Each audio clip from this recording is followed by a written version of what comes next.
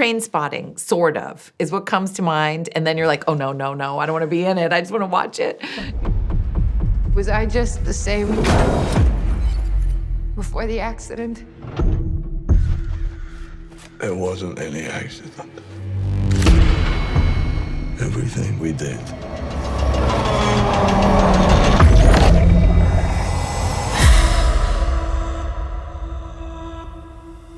We did it on purpose.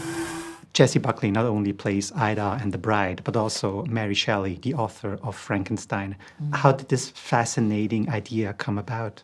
I started to think about this project. I watched the movie of The Bride of Frankenstein, the original, 1935, and it's kind of wild how it's called The Bride of Frankenstein and she is in it for 2 minutes and doesn't say one word. And it got me curious about, like, well, what is she thinking in this very unusual situation? What is she thinking?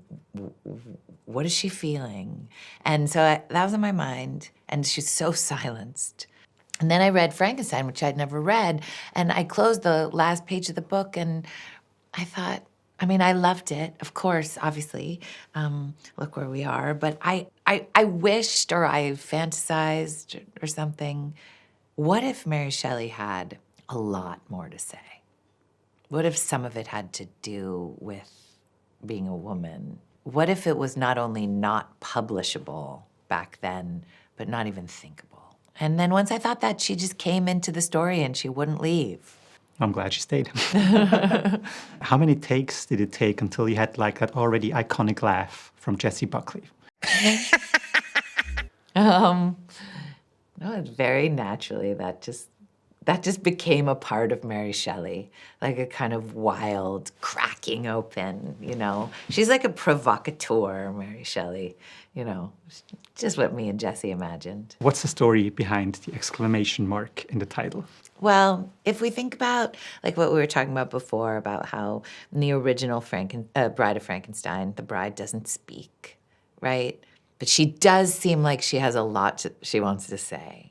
I think that if we cover people's mouths, you know, silence them, tamp them down, it just builds pressure. It just builds the need to get yourself expressed. And when the dam breaks, it comes out with a whole lot of energy. And I think that's kind of what the exclamation point is.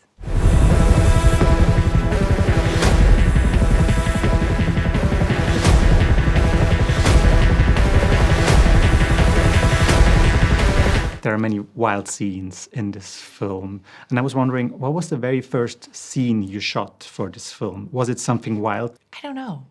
What was the very first thing we shot? Well, it's funny, actually. The very first thing we shot is actually not in the movie. We did some of the dancing. Like, you know, when Frank fantasizes that he's dancing, we did some of that stuff, which did require just jumping in, you know, especially for Christian, who's not a dancer. And there was another little part where, yes, I think we did start with wild stuff, where Christian and Jessie used to dance together. We sort of started with that. It's not in the movie now. And also, you remember when they go to the 3D movie and there's a kind of fantasy that they're on the screen? We started with that, so they're kind of acting like monsters.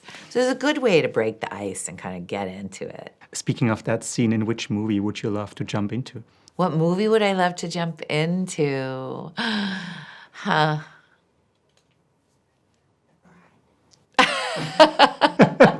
No, I don't want to be in The Bride. What do I want to jump into? I don't know. Train spotting, sort of, is what comes to mind. And then you're like, oh, no, no, no, I don't want to be in it. I just want to watch it, you know? Or the other, I was also thinking about Eternal Sunshine of the Spotless Mind. But again, no, I don't want to be in it. I just want to watch it. Or only until a certain point in the story, then You know what the getting truth out is? again. This is like so uncool. I kind of want to be in Downton Abbey. Sorry. What's my name? I can't remember.